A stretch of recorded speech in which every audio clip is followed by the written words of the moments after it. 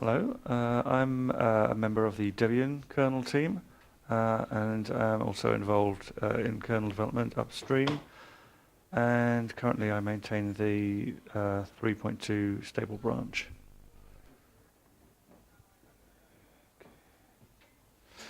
So sort of a summary of how Linux stable releases work at the moment. Probably most of you know most of this, but after every stable release from Linux 3.x, there are a series of updates to that, usually by Greg Crow-Hartman, number 3.x.y. And these will have cherry-picked bug fixes, sometimes new hardware support if it doesn't take a very big change to do that. Sometimes the fixes need to be backported because the kernel APIs have changed. And these updates continue at least until Linux releases the next, Linux makes another release. And some versions are used as a base. Some Linux versions become the basis for a long-term stable branch, which can be maintained for several years.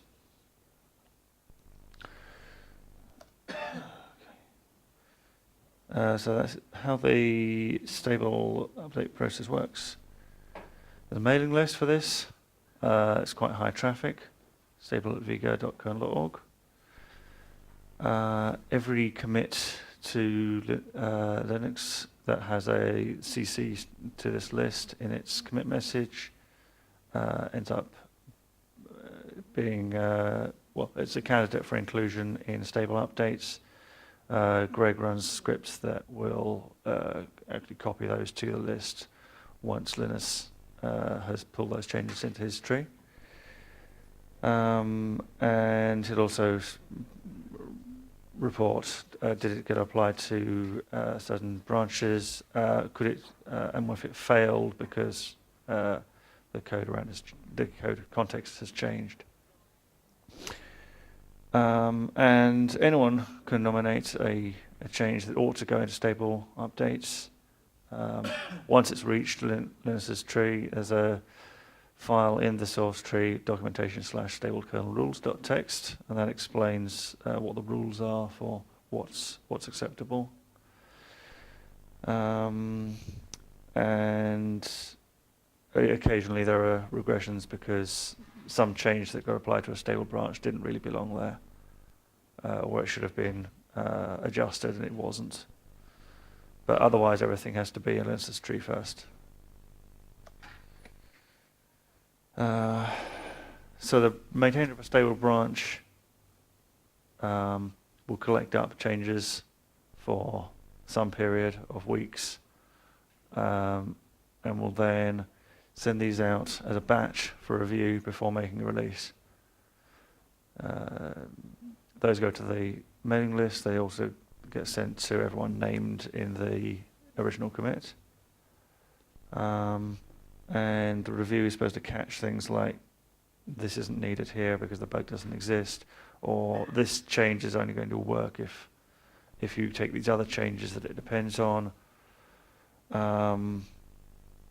or this has caused regression when we applied it in mainline and it's not yet fixed there, in which case once there's a second fix is available, we can take both of those into a stable branch. Following the review, that list of changes might need to be revised, and then the maintainer can can apply them to the Git branch, tag it, and if the maintainer is not Greg, then they need to get Greg to pull, and he then uploads to kernel.org. So what does this mean for distributions? How many people here work on their distributions kernel packaging? Okay. That's a little bit. Okay.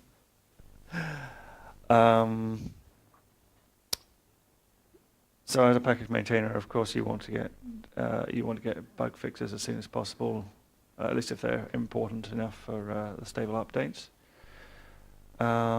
And also probably you get bug reports directly from your users. You report them upstream. Maybe you find a fix that's already been made and needs to be backported. Maybe you even write the fix. And stable updates should be a way of showing those fixes between distributions. So do you send fixes to? Do you nominate fixes for stable updates? Do you know about the process? Yeah. I did it once, but I screwed it up because I didn't find the. So I once had a fix, but it didn't apply to the stable kernel because we had another patch that was needed before. And was it clear how to fix that up? You know that you should both of them, or was the other fix too big? Possibly, but I didn't invest effort into it because I'm not really a kernel developer. Okay, yeah.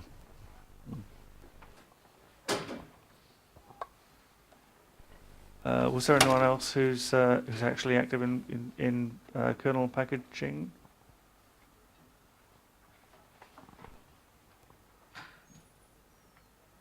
Okay. This isn't going to be a very interesting talk then, isn't it? We're hoping to have more, get more response from the audience. So, yes, so distributions have stable releases that normally get maintained for a period of years and not for the 2 or 3 months between kernel releases. So that means though that a long-term stable branch is quite important, or useful at least. Past, in fact, it's still active today. The Linux 2.632 branch was used as the basis for a bunch of long-term supported distributions. And that seems to have worked out quite well. Lots of fixes. I counted over 3,500 changes went into that branch, mostly bug fixes. But there hasn't been quite as much. The other long-term branches don't seem to have been shared between so many distributions. Probably because release schedules didn't really line up, but also because I think there's a lot of. Maybe they could have lined up if we'd actually talked about plans and try to settle on a common base version for releases.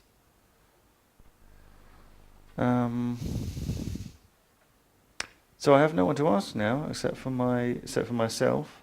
I certainly want there to be a long-term stable branch for Debian releases, which is why I volunteered to maintain the 3.2 branch long-term. And I'm not the only person doing that, so it's open to anyone who's involved upstream, who's involved in the stable process to take on one of those branches if it's useful for their whatever they're working on, whether they're in distribution or embedded systems or wherever they need a long-term support.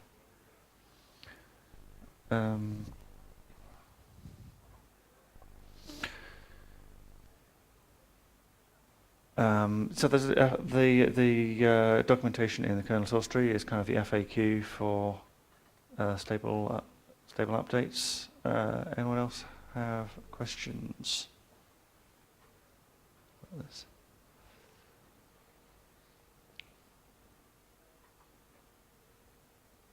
Phil? So how often do you expect that long-term stable kernels are forked off the mainline? Well, the long-term branch is then just a continuation of the usual stable branch. So Greg will pick one per year, but anyone who wants wants another stable branch to be long-term maintained can volunteer to do that. They won't necessarily be accepted. They have to be seen to be someone who's competent to do that. But you know, if you are seen actively working upstream, then you should be okay. Joss?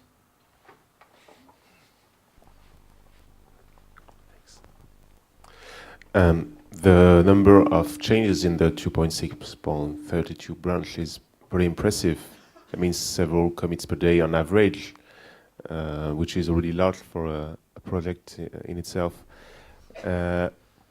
It's slowed down quite a bit recently, but yeah. Yeah. What do you expect for the 3.2 we use for Wheezy? Do you expect a big flow of changes that will lead to good usage for this kernel in the long term, or should it be less useful? There's certainly quite a high rate of changes at the moment. I have 100 or so pending for the next release, and that's been collected over a period of two to 3 weeks, I think. At the moment, there are actually a lot of distributions using 3.2, but that's, I think, mostly Debian and Ubuntu derivatives. And I believe Ubuntu has, in fact, decided to move to 3.5, probably because of new hardware support, which, if it's any sort of any trivial changes like adding a new device ID to a table, they're fine for stable, but quite often new hardware support is going to involve writing a lot of new code that doesn't go in there, and so that's one reason why that's one thing that stable branches don't cover, and which distributions currently always have to do for themselves, unless they're going to move forward to a new release. Okay, so currently Debian is alone with 3.2. Sorry? Currently Debian is alone with 3.2. No, currently Ubuntu still has 3.2, but they are probably going to change in a few months.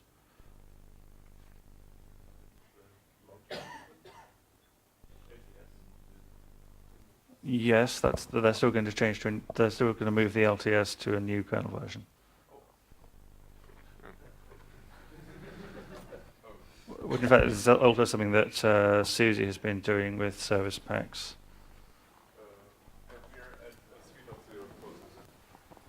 Yeah.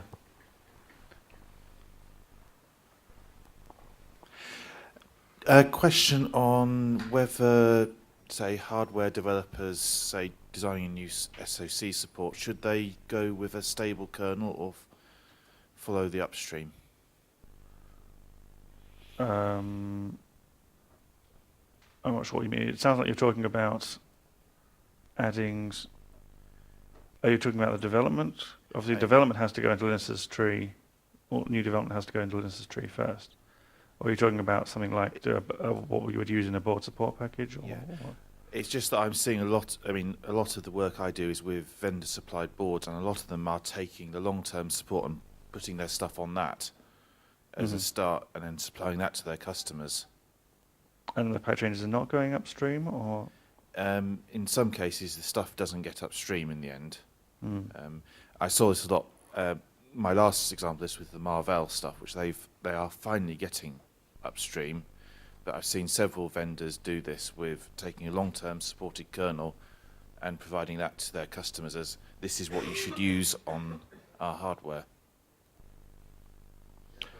That's not terrible, but they should be getting they really should be getting the changes upstream as well.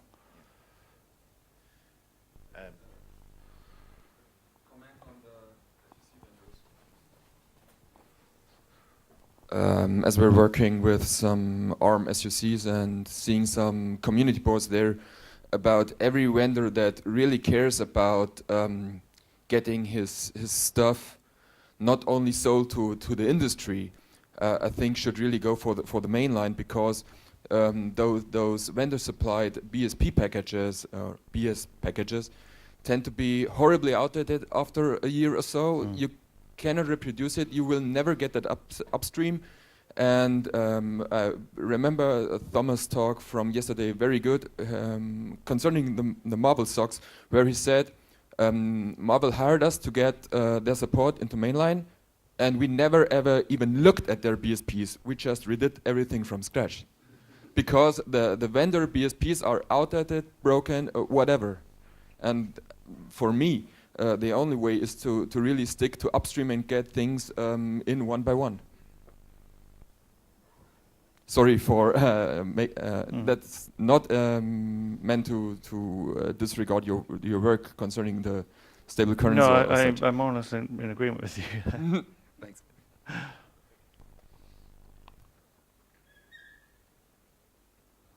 Hey, so I know there's at least one maintainer who actually maintains his own stable tree, which is the networking maintainer.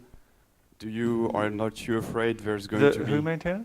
David Miller. Oh, yes, yes. Do you... Well, he maintains his own stable queue, so he takes responsibility for nominating networking fixes that should go to stable. So you can also write to him and to nominate him, but I mean, he's taking this sort of authoritative in that area.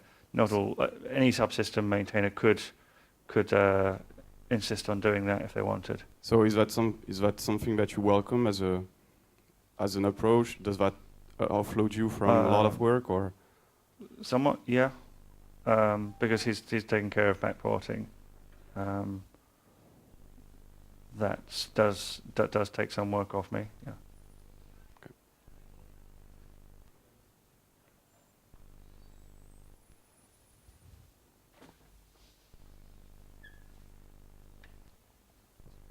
Any more questions?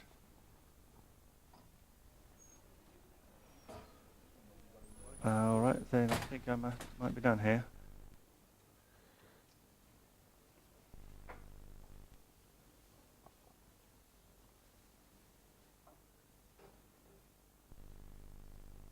Okay. Yep. Yep.